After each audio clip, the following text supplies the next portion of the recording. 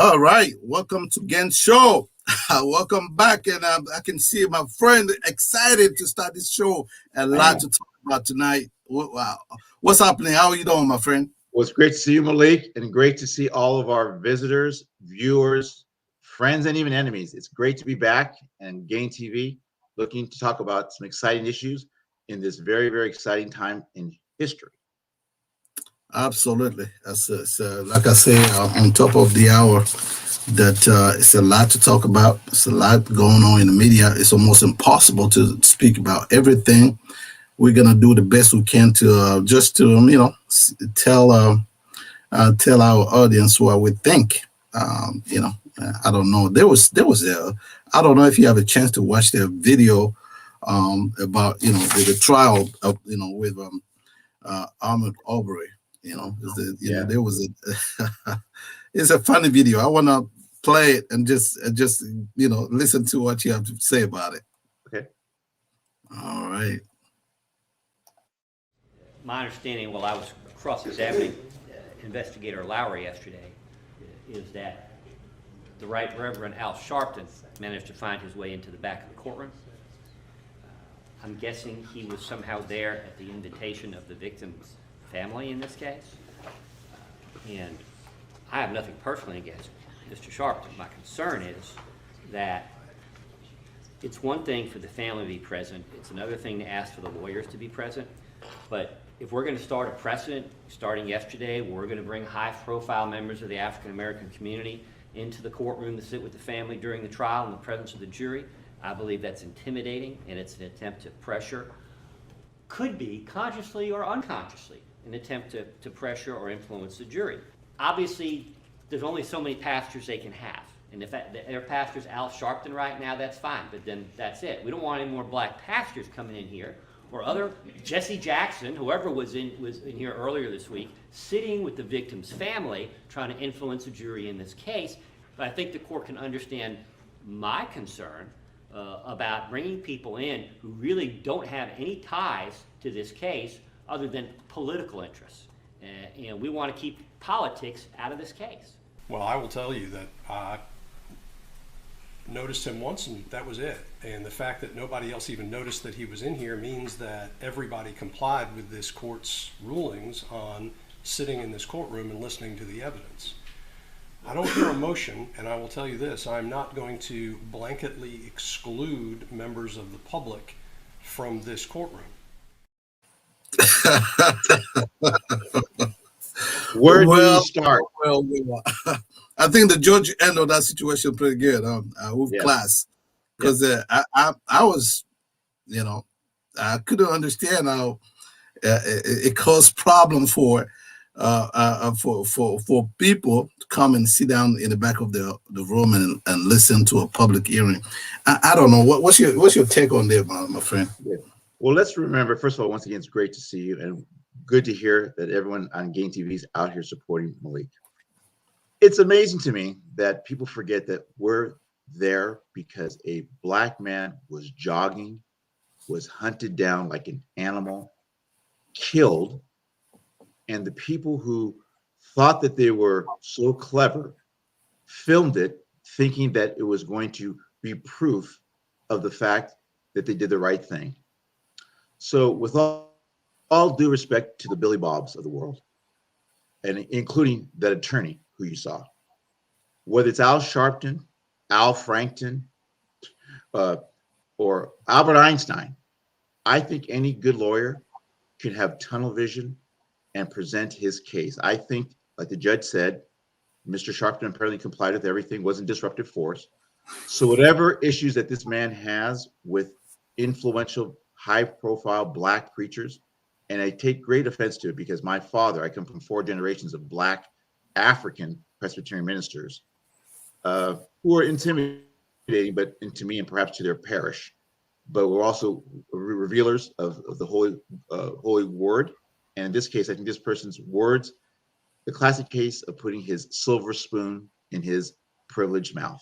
So what this case of intimidation is? Sometimes we've been having some like the member juries, like almost 100% or maybe 80% or 99% like white juries, but we don't talk about being intimidated. This defense attorney, I think there's some questionable. Was I would listen to it, and you can see the judge face. It was like I wish I didn't hear what this man just said. It's crazy. We live in this world. I don't know, man. Well, I'm glad the judge had to control the courtroom. You're right. I think he was kind of embarrassed and astonished. Yeah. Shot that down. And I heard, from what I understand later on, that the attorney actually came back and apologized, but he let his true colors be known. True colors in every sense of the word, literally and figuratively. And you're right. It's amazing when they talk about in the American judicial system the jury of your peers. Well, Ahmaud Arbery was black. These individuals are white. So I guess in this case, maybe having an all-white jury to try to maybe render a guilty verdict about the life of a human being, regardless of his color. We'll see what happens. But I'm optimistic that the facts and evidence will hopefully render a guilty verdict. But who am I can say? All I can know is that juries are curious objects, but I thank God that we have jurisprudence here in the United States of America, which other countries can't say.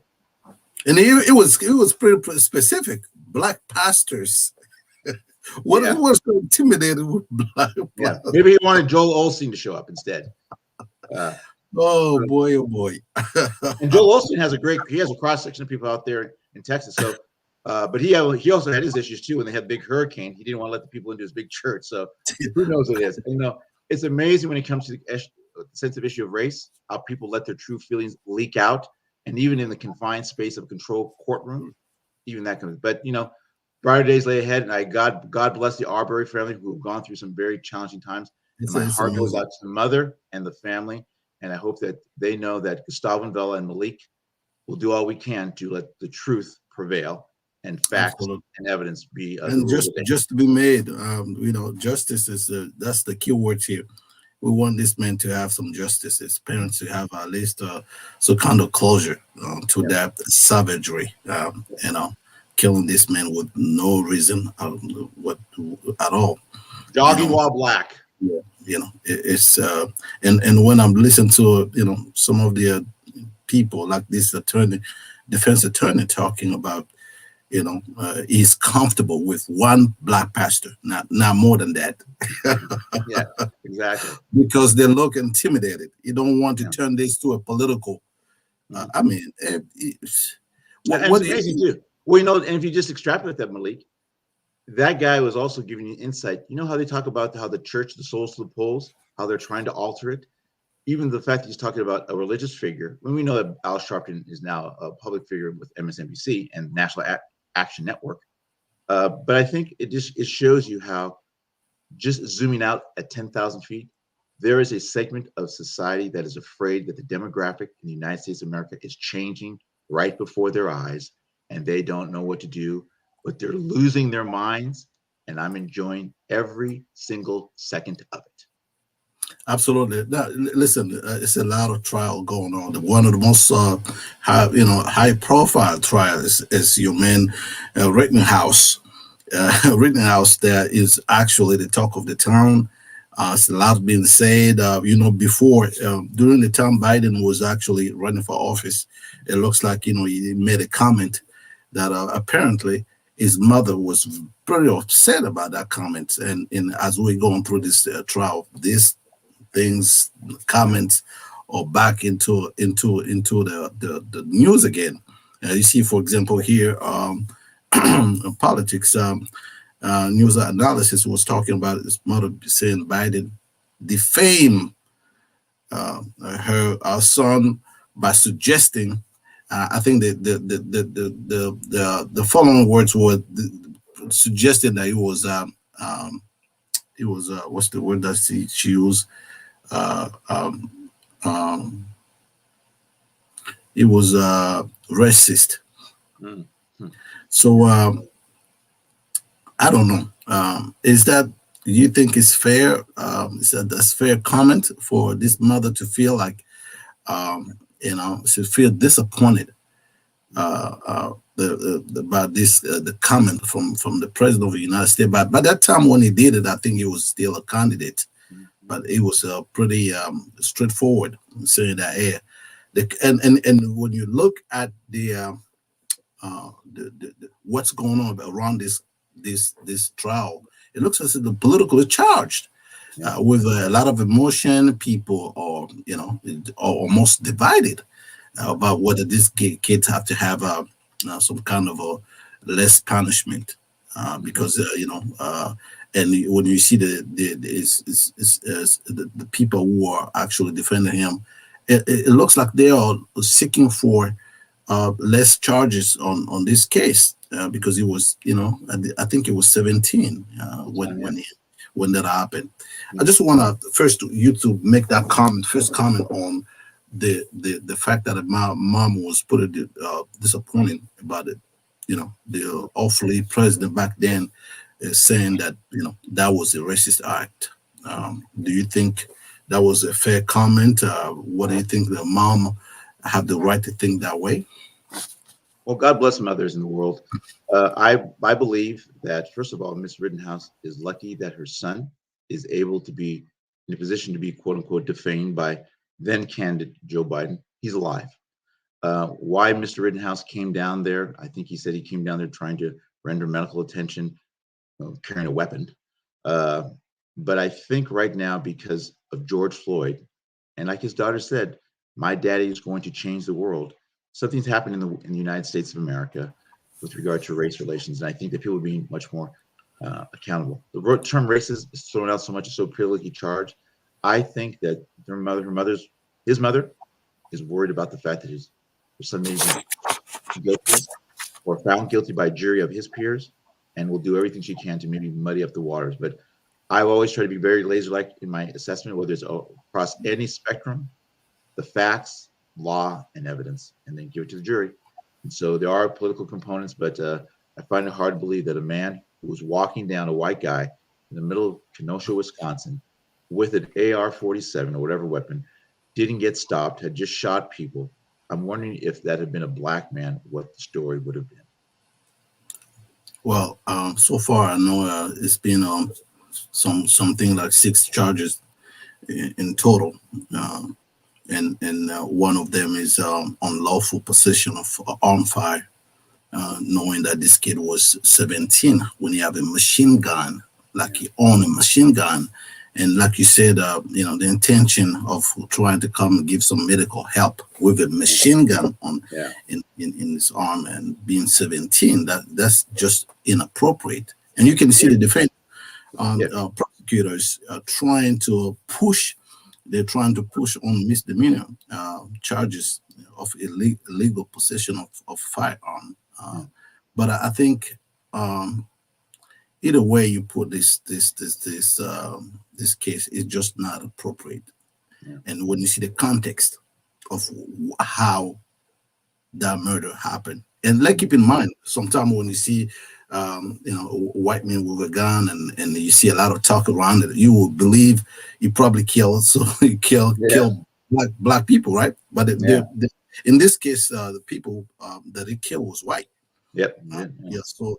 But still, the humanity have to be also valued.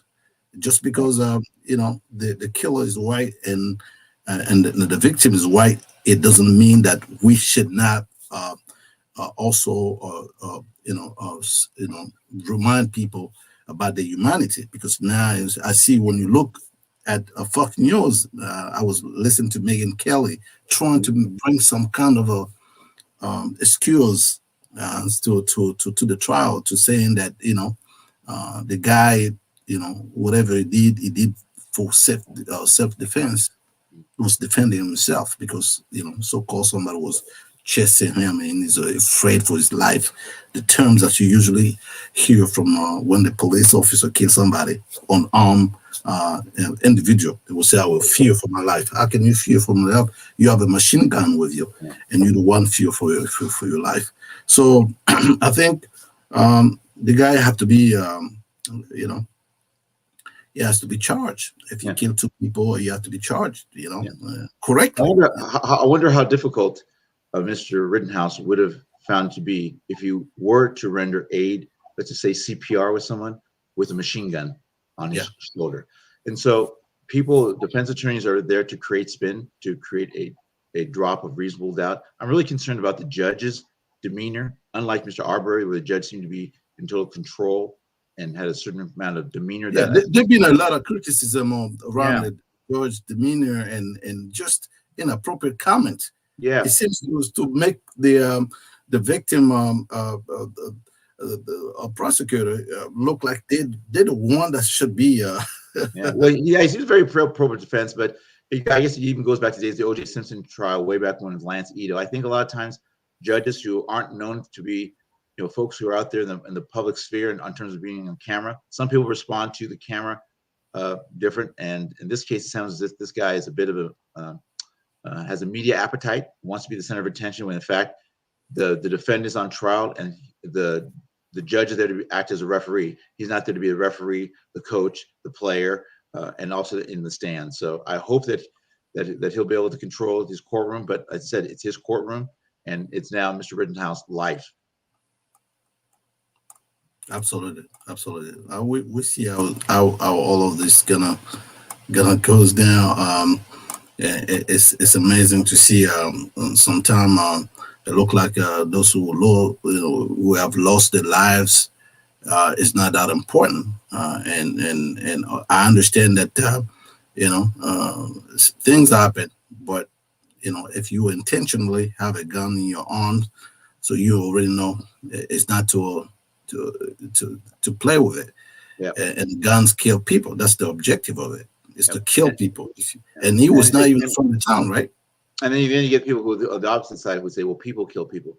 The reality is that there was a protest. This guy showed up with a gun, a machine gun, to a protest, which seemed to be civil. Obviously, there's a lot of emotions, but here we are, a year out, and this guy's now on trial for his life for killing two people who woke up that morning wanting to protest, not knowing that they would end up in a morgue. So it shows you the fragility of life, whether you're talking about protest or whether you're talking about COVID-19. Yeah. So absolutely, we definitely will touch on the COVID-19 piece. But you're absolutely right. Life is so fragile. We have to make the best of it every day. Appreciate life when you wake up. Love, tell your kids and wife you love them, because you never know what possibly what the worst could happen. It's always there. Well, as you know, no man is an island. We all have support networks. You have a support network. I have a support network. We have wonderful people in our lives, and whether it's our kids, our significant others, our parents, our grandparents, we all are part of this on this blue marble, the globe. At the same time, let's just try to get along, especially with the whole climate change component. If anyone should be upset, should be Mother Earth saying, "What are you guys doing to me?" But in the meantime, we have these individuals. But hopefully, law will prevail, and we'll see what happens. And once again, my sympathy goes out to the victims. Let's not forget about the victims. Always. Yeah. Listen, we definitely will want to change gears here, and I'm gonna bring a picture that if you see it, I promise you will know exactly what we're gonna be talking about. So okay. Let's do it. Who's that? All right. So that was whoa. Now you're listen. Definitely much better looking. Definitely in a picture, not in person. In picture, you're much better looking. But no, listen. The picture I wanted to bring to your attention is this one. What does this mean to us? So what you think about this one? I think that Stephen Bannon is a guy who was very successful in Hollywood. I think these guys who are foul-mouthed, who think they have all the answers, who act tough, are really spineless, scared little boys wanting the attention of probably girlfriends from that jilted them when they were in high school. They've been able to warm their way to different people. I mean, Stephen Bannon's made the circuit from Donald Trump to Ben Carson at one time to all these different folks, and he happened to land at this particular moment in time on the lap of Donald Trump. He doesn't have Donald Trump this time to free him if he should go to jail, but So this is not a guy that I want to have over for breakfast, lunch, or dinner anywhere. So what's what? Can you tell us a little bit of the viewers? Is legal trouble is based on what? As Stephen Bannon was found to be in contempt of Congress, he was asked to testify and appear during the Trump administration when President Trump was in power. A lot of these folks were very defiant. They said, "Well, we don't have to do it." They want to exert executive privilege, saying that the conversations, the documents that we've had with the President of the United States are privileged, which is understandable. But now, President Trump is no longer the president. He's just a guy, playing golf out in Florida and having his own little website. Joe Biden does not have a duty to honor any kind of executive privileges afforded that were a part of the Trump administration.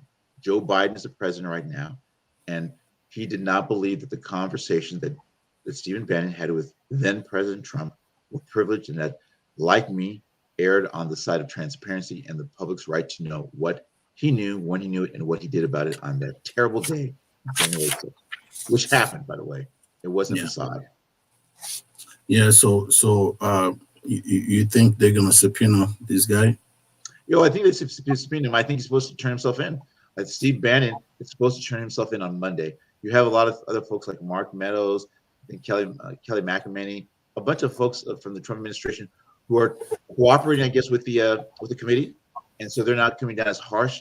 But these guys are trying to use the old tactics of I'm going to defy, but there's no Donald Trump to give you a pardon. So there might be a possibility that Steve Bannon may go to jail for a year. We don't know, but I think a message needs to be sent, and I hope that Merrick Garland, the Attorney General of the U.S., after having now seen the tactics, will now start to crack down using the law as a guide. But it's nice to know that we have an Attorney General who is the Attorney General for the people and not the Attorney General for the president. Absolutely, and I agree with you. If they're not doing the right thing, then it will send a very, very weak signal to whoever is trying to plan the same kind of stuff, because this is a country of law, and nobody should be above the law. We're a nation of laws. And what I find also, Malik, and I've talked about this before, is that someone, and this is a guy who was so involved in some violent rhetoric that caused some people to die, and you will find people of color who might sell a little bit of marijuana, and people have no problem throwing them in jail. And so I'm always about trying equal access under the law, and I get so tired of this disparate application. Steve Bannon is a white guy who, in my mind, is not that smart. He's want to be a junkyard dog, and all these guys, Bannon, Steve, Paul Manafort, all of these guys, to me, they're comic book characters that belong at the Ringling Brothers Barnum and Bailey circus. But the former president even encouraged them not to talk. Yep, and there's also right, because he might be running with the law. That's kind of strange. Yeah, it is. You expect that a former president will be a little bit more understanding how our justice system works. But he's just encouraging them not to comply or deal with the whatever is being asked by the Congress and all kind of stuff. I found this to be a little bit bizarre. Yeah, exactly. Well, and this is the same president who was pressuring Republican election folks in Georgia to find 11,000 some other votes. So absolutely, Donald Trump's appreciation for the law, notwithstanding the fact that his sister was a Supreme Court justice in New York, I think that Donald Trump doesn't care about the law. I think that he'll do anything he can to win at any cost. And we'll see what happens in 2024. I hope the Biden administration is ready, because it's going to be a heck of a show. And these guys are ready. You guys know the playbook. So are you suspecting President Trump to run again? Oh yeah, I believe so. Yeah, I think there's a strong possibility will, if nothing else, maybe to help delay some of these legal issues that are coming before him. I really believe that Donald Trump, if given the opportunity, will do all that he can to run for office again. If nothing else, just to make sure that he doesn't go to jail. I think the concept of a president going to jail with regard to Secret Service is whatnot, but who wants to deal with litigation? But he's been a litigation guy all his life. But yeah, I strongly believe that he will run in 2024, if nothing else, just to save his hide. And all these guys are trying to see if they can run the clock out in time for the 2024 election. So we'll see what happens. I don't have a crystal ball, but if I were a betting man, I think that he's doing that with the intent of making sure that people still put down their loyalty chips now.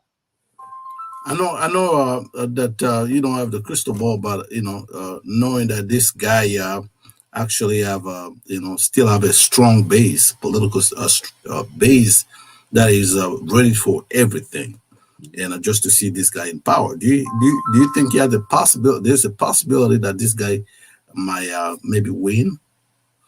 Well, if you it's everything's possible in politics.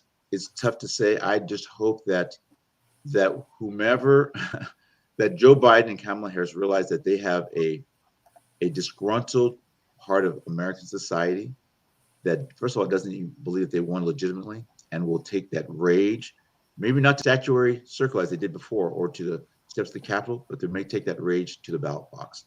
And so I hope that they continue to get out the vote. We've got to start making sure that people are getting registered, because unfortunately it seems as if what would seem to be a normal process of election here in the United States is now turned into a game of deception, who you can get to maybe null votes as opposed to one person in vote, notwithstanding the fact that we have a process with regard to different states and how they apportion ballots, electoral college and whatnot. But it's an interesting time.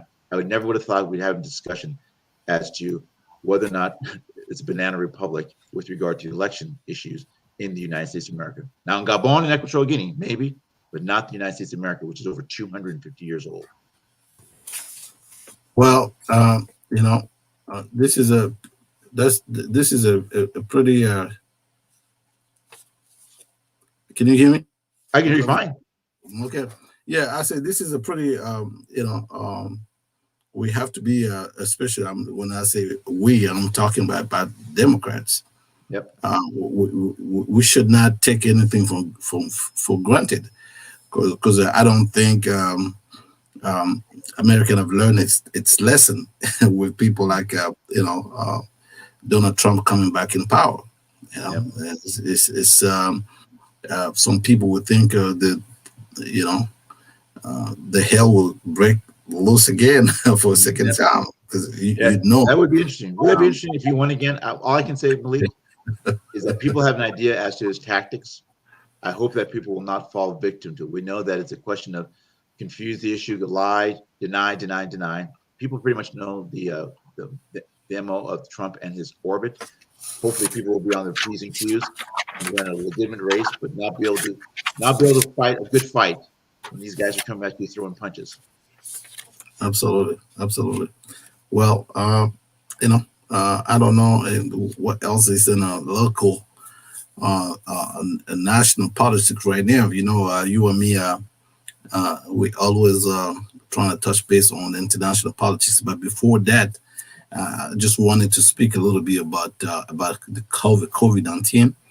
I know people continue to get vaccinated, but it's also important to say that the booster shot is also available, and the government is working hard to make the vaccine available for the younger population.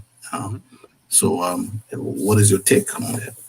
Well, first of all, I've been vaccinated since April. My daughters have been vaccinated. Everyone in my family and those who I love have all been vaccinated. And I'm in favor of people doing what they can to protect themselves, the health and the welfare of those around them, and for us to be able to get through all this together.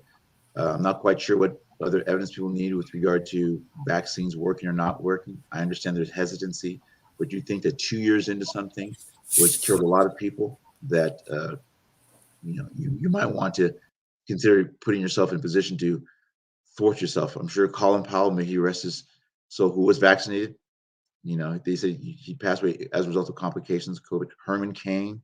And so I'm planning on taking the booster, and I'm encouraging everyone out there to do what they can to protect themselves. I look at someone like Aaron Rodgers, who you see kind of skirted that issue, and now is paying the consequences in the form of losing sponsorship, which I agree. I think high-profile people have a duty to be candid to be straight with the public, especially when you're talking about public health issues. This is no joke. And if people can take the MMR, the rubellas, the tetanus shots, do whatever you can in order to thwart off this, why would you not want to thwart off something that real time is killing millions of people around the world? Absolutely, and so what you're saying right now is to encourage people who still they hesitate Yep. to And encourage people, but also know that people have the free will to do it or not do. But for myself, all I can do is control myself and those who I love and give the best advice. But COVID doesn't have, it has no boundaries. And when you read some of the stories of people who've been unvaccinated and what they're going through, that is not something that you even want to wish upon your worst enemy. So I hope that everyone out there will take heed to the medical experts, not just become political football, and realize that we got to get through this if we're going to get back to whatever normal may be. The days of normal, I think, are gone, but the new normal will be something hopefully that we can all walk around without having to wear masks. But I'm going to wear a mask as long as I need to protect myself and to protect others. Yeah. So what do you say about those people who think we saw the one of American favorite general called Colin Powell passed away, and he was vaccinated. Some people get it and say, hey, listen, what's the point of getting vaccinated when you see a high profile personality like Colin Powell passed away? So let's look at the whole scope of the issues. Paul Powell was a man, I think, close to 80 years old, who was suffering from Parkinson's, who also had, I think, cancer.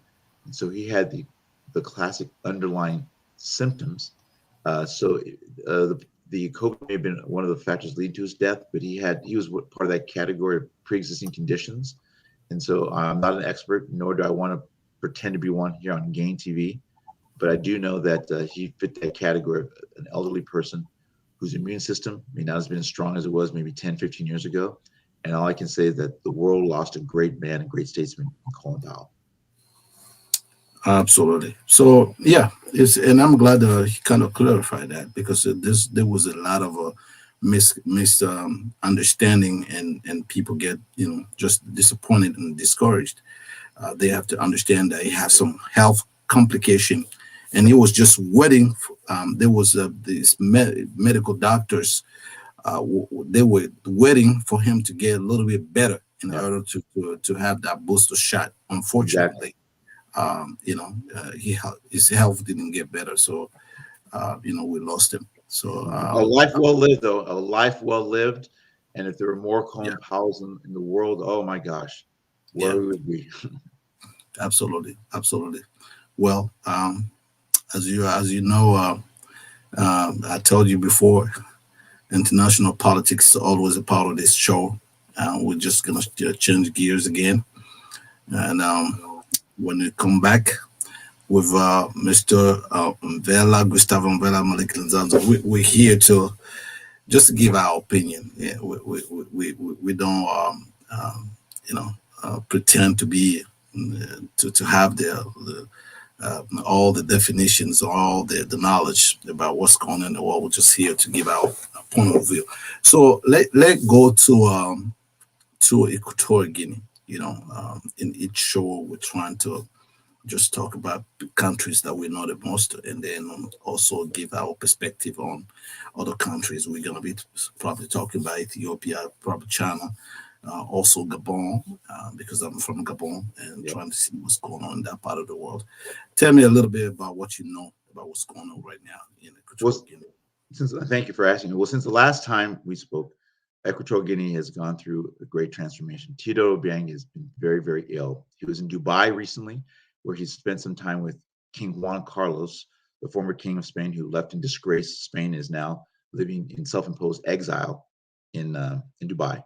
President Obiang recently had a conclave of all the members of the ruling party, the PDGE, in Equatorial Guinea, whereby he wanted to step down from power. He was tired. 42 years of failed state kleptocracy and dictatorship have even taken a toll on him. But the folks who are part of the old guard, some of these old people like Anatolian Domba, the UN ambassador, Alejandro Ivuna, Constancia, his wife, urged him that he has to stay in power because if not, they quote unquote said the world in terms of Equatorial Guinea would fall into a civil war. That's not the case. These guys are afraid that they're going to be held accountable, and once the old man is gone, his son, who he knows is in a position to lead, will wreak havoc. So we're right now applying pressure.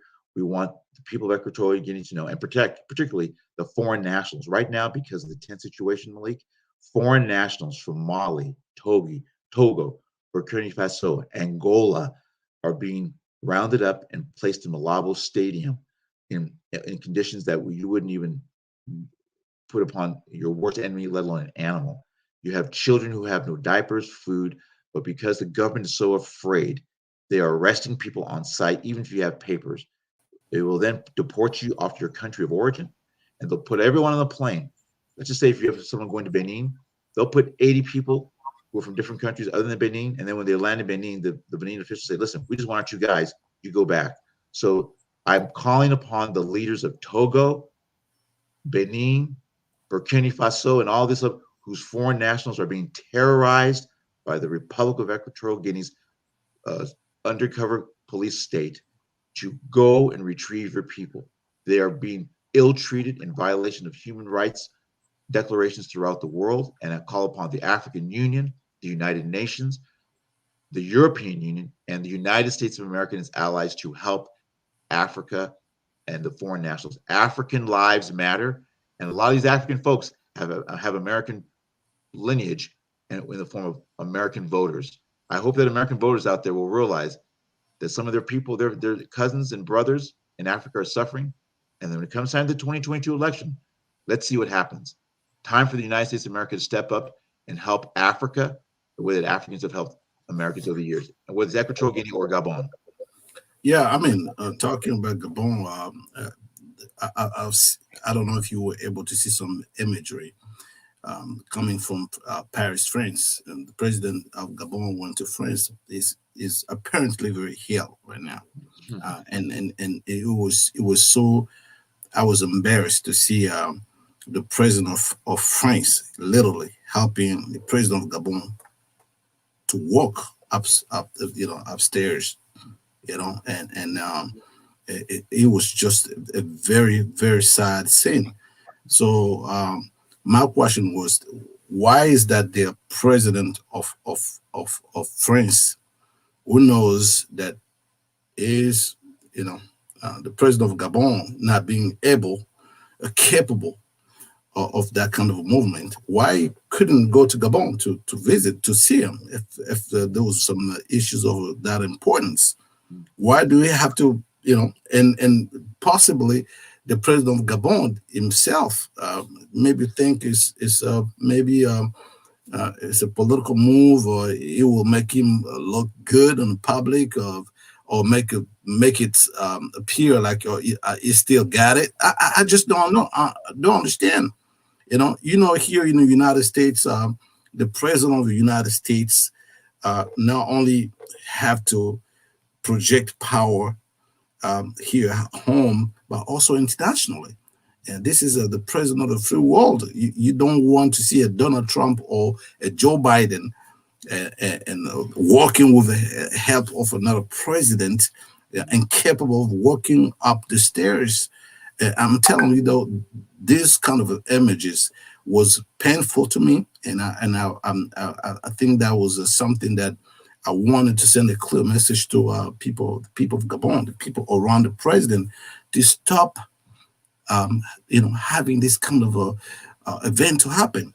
The president of France is the so-called friend of Gabon. If there's issues of political importance, then he can go to Gabon to meet with with the president of Gabon and talk about this stuff. But making the president move and be exposed to the international viewers, portray or send a message that the president of Gabon is just weak and not capable of leading this country. And that could be by analogy too. And I'm sorry on behalf of the people of Gabon and you as a Gabonese that you had to see that, and that the world had to see that. And I can't say that there was any sinister motive on the part of President Macron and wanting to maybe allow people to see real time how bad a shape this guy was. I can't say that's the case, but if nothing else, Listen, the handlers around the president of Gabon, should say, listen, this guy's not fully capable of really even going up the steps. Why would you want to do it? So it I tells mean, it shows you the lack of confidence and competence around those people. And just think, many African governments are littered with those kind of people who have no idea what optics mean when you put it on the international stage. absolutely no idea about optics. And I blame everybody around the president, President Bongo. I blame everybody around President Macron and himself to make that happen. And this guy didn't even have his cane. He was somebody who barely can walk. And here is a president of a nation, being exposed as somebody who's weak. And you're supposed to be the commander in chief. Should not be displaying that kind of weakness on the international stage. And I'm very angry about that. As you should be, you should be, because we want sending a you always want message. strength. Yeah. So that was very, very painful for me to watch. And as a matter of fact, that was a brother from another country that from Senegal that sent me those images. Wow. I could. It was untenable. Well, listen. It's like you said. You never know who's behind the scene making those things happen. But whoever is doing that, I think that's not that's not good at all. I agree. It's all about protecting strength. Bilateral partnerships should be equal partners, and there should be no asymmetrical relationship where one is to look stronger than other. And I hope that President Macron will, in the future, behind the scenes, maybe exercise a more presidential posture. And so humanity, we disagree with those presidents in Africa. Most of the stuff that they do, the way they manage those countries, we disagree, but we still understand humanity, and we still understand respect for heads of states, and bilateral kind of relationship. You have to make sure that you respect your president of a country. It's very important. Yeah. Your counterparts at the office of the presidency, and I've told people repeatedly, Malik, and I think I've shared with you, when President Teodoro Obiang Basogo passes, I will call upon a 30-day period of mourning, not because of President Obiang, but the office of the presidency, and office of the presidency, our country, to see what we're going to do to rebalance. So I'm saying publicly for the first time, when President Obiang dies, Gustavo and Malik, President of the Federation for Democracy and Justice in Equatorial Guinea, will call upon a 30-day period of national mourning. Absolutely. The office of the presidency has to be respected. Listen, we have too much on our plates. Whenever we come together, it's always something to talk about. Let's probably keep continuing on the international politics. Yeah.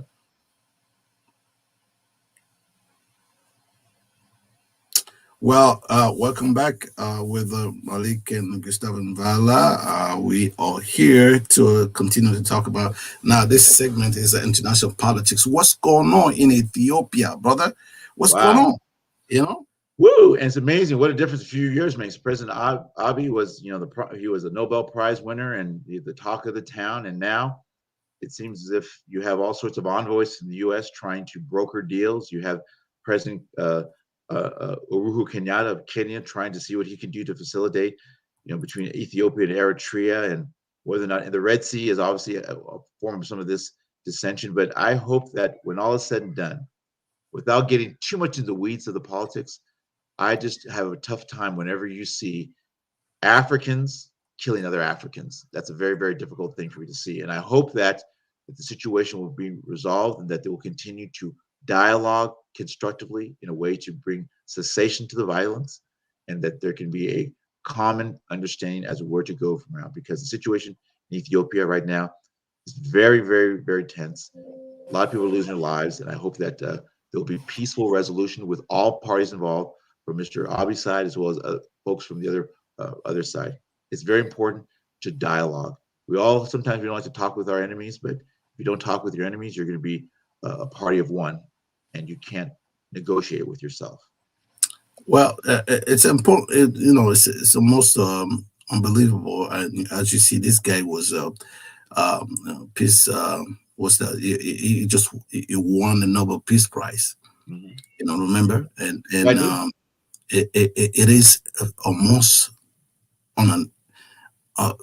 It looks confusing to me. So that now is in the middle of something that it's an entire image. It's been seen as somebody who actually was not deserving of that peace prize. And also my question here is that I want to know how much the African Union is playing in trying to bring some resolution to this crisis, because it looks like there's a lot of foreign involvement into this, and I see a lot of African people complaining about the involvement of Western countries, and U.S. being one of them. It looks like it goes beyond.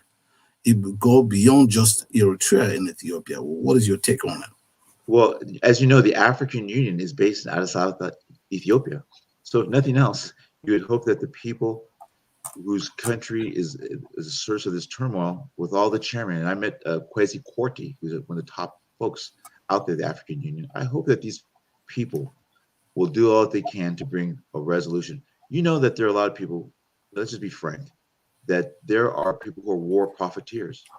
There are people who are making money off of this, right? Through arms, selling arms to Ethiopians.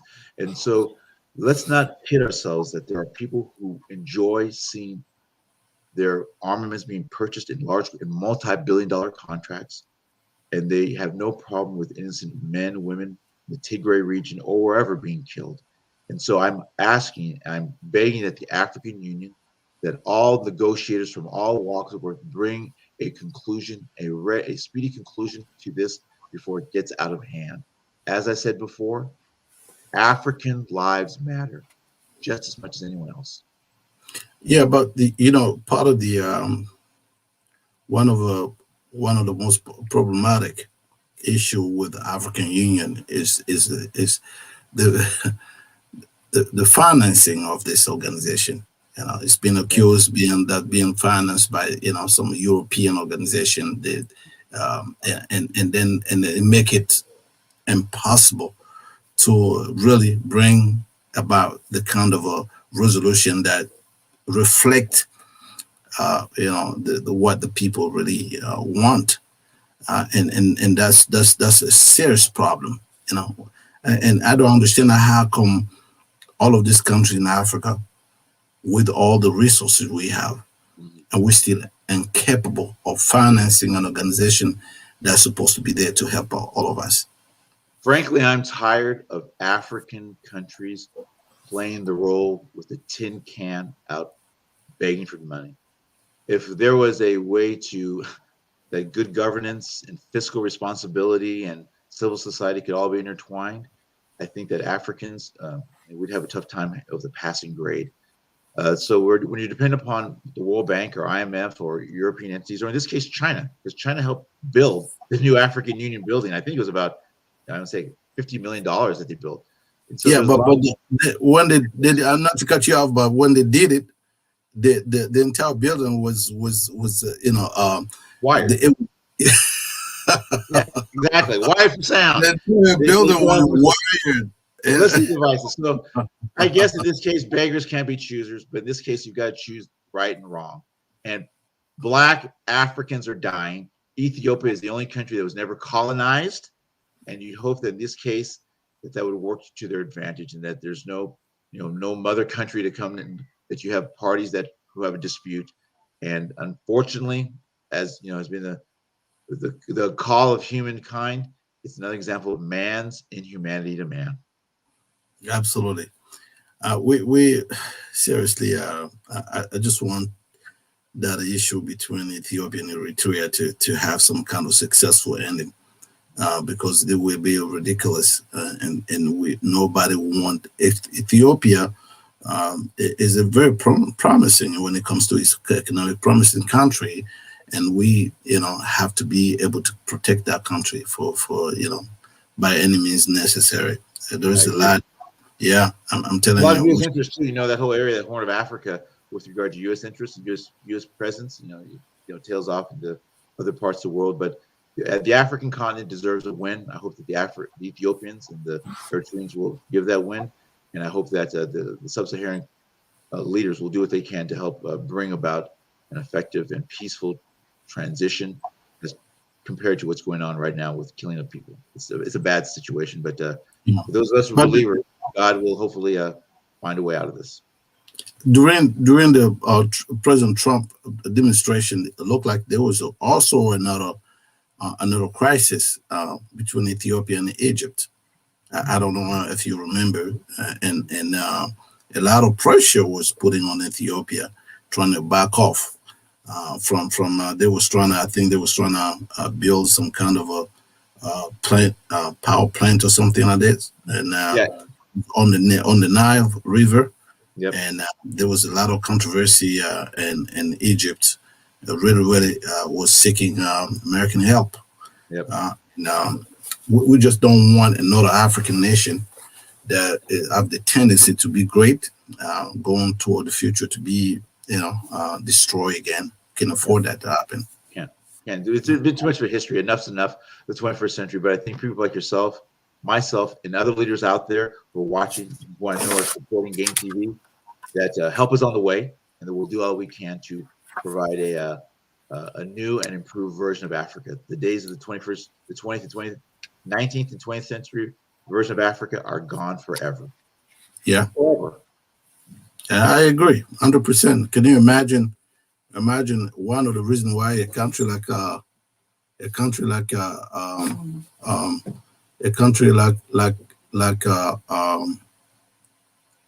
China or the United States, the reason why they are capable of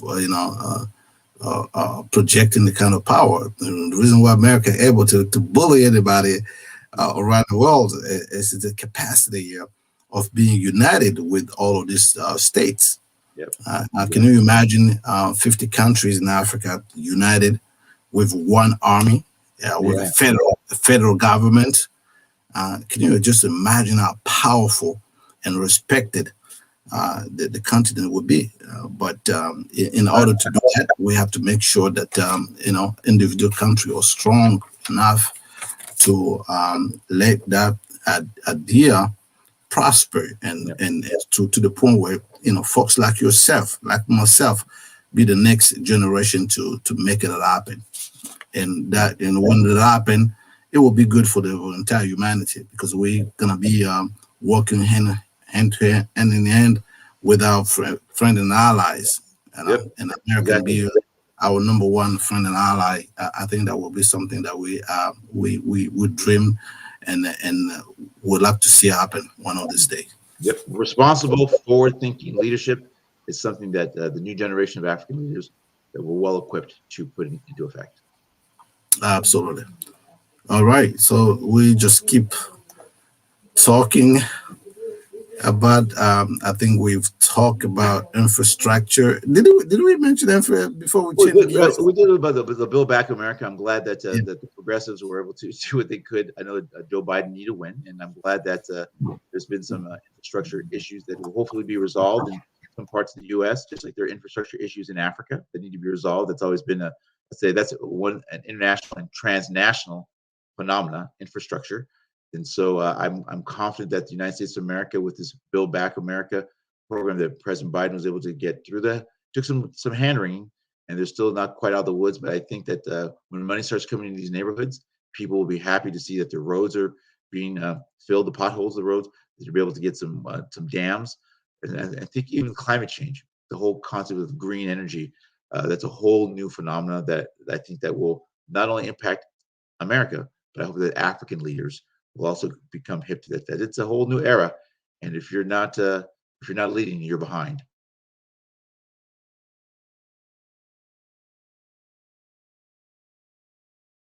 problems hearing you.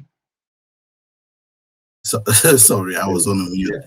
No, I said, you're absolutely right. And for now, there's a lot of conversation, especially on the other side of the aisle. The Republican always trying to contradict everything, but I think that infrastructure bill will do good to America, Yeah, because you cannot be a superpower with crumbling bridges exactly. and infrastructure that is outdated.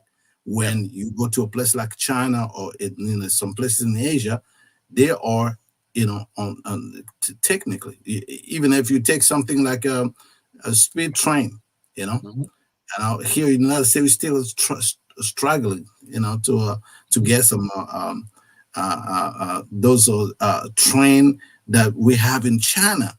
So, when we're talking about infrastructure, it's all of this is to keep up with how faster the world is moving, and technology. I mean, everything. And when we see infrastructure, people only see bridges, but there's more to that we have to keep up. And if we have to keep America have to keep its position as a number one superpower, we cannot just count on our military. It has to be more than that, and education be more one of them. Me being an educator, I can see how much President Biden have really put a lot of money in the education system as well. So we thank him. We live in a multipolar world, and I salute you for your contribution to the educational sector and the China. Whether Mr. Jinping is the president for life, we'll wait and see what happens. But I just hope that when all is said and done, that this world where diplomacy is back, multilateralism is back, that America is back, but that we don't also realize that Africa is on the rise. Absolutely, and the help is on the way. It's arrived. It's coming. It's coming, man. It's coming.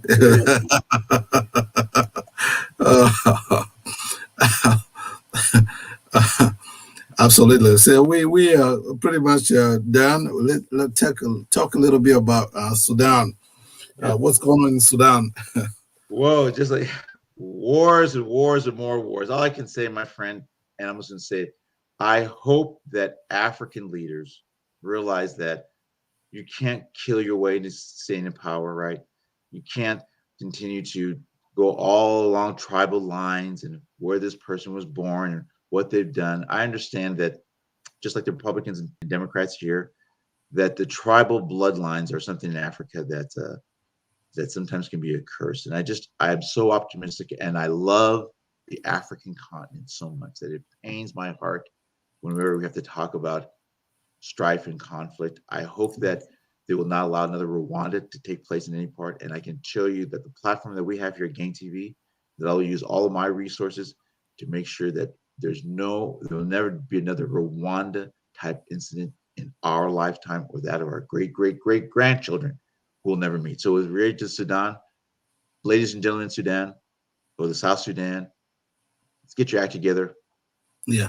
Let's bring some resolution to this, and let's show that we can lead without it being so brutal.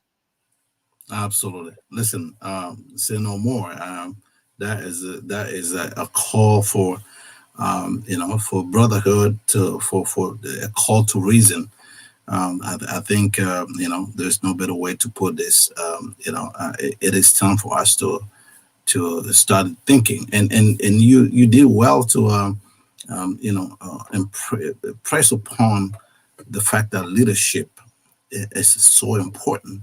Leadership is so important, and we just have to find a way to inspire almost a good deal of our new leaders on the continent, because the only way we can change that the continent is by having people having the right education, understanding the importance of our lives. And again, when you will say African lives matter, that is an invitation to check back on where everybody came from. If I could say, breaking news: leadership in Africa doesn't mean I'm getting to power and I want to steal as much as I can. enrich my family, my friends, and my tribe. That's not leadership. That's theft. Leadership is hard work. It involves the health, education, and welfare of your citizens. And stop stealing from the people of your respective countries, including the Republic of Equatorial Guinea and Gabon, because we're watching for you and we're going to get our money back for our country. Absolutely. And when we mention Black Lives Matter, that's exactly what that meant. Is that, if you care about people, you do good by the people. And the days of stealing money from the people, the days of political gangsters is over. It's over. We should not or never allow that to happen again. Being disrespectful by other nations has to stop. Cannot allow that to happen. We human beings, and if you say Black Lives Matter, like I said, it's an invitation to check back on where humanity came from. So everybody involved. The cradle of civilization is Africa, and with all due respect to France and returning of some artifacts from Benin, there's what France can do with regard to its banking system and making sure that the French people, particularly in Gabon or other French-speaking countries, BIAC and all these other banks, don't take advantage of, quit these unequal and unfair practices with regard to banking. So you guys know what it is. Stop playing games, because we know how much money you guys take from the African continent. Let's be honest, transparent, and realize that everyone wants to eat. Everyone wants to take care of their family. There's no need that you have to have all the marbles. Absolutely. Well, folks, that is almost everything we have to say. Is 1 hour of talking, of analysis, and just to piggyback back on what you just said about France giving back the artifacts. I think that was the first move to restoration. After that, it has to be some kind of a reparation, because France hold a lot to Africa, and we have to stop this money, 500 billion going to France every year for no reason. All of this need to stop, and we will be back here talking and pushing that agenda to make sure that Africa keep on moving. And remember, people accountable is responsible. Everyone has to be held accountable for the right and wrong that you do. Absolutely. Now remember, help is on the way as I'm causing an earthquake. Absolutely, my brother. So I'll talk to you in probably when are we back? Saturday? Whenever you want, I'm here. And the people, please support Gain TV. We tell you as straight as we possibly can. We don't have all the answers, but at least we're hopefully providing you the right questions. Absolutely. All right, my friend. You take care of yourself. Take Talk care. to you another time. All right. Bye-bye.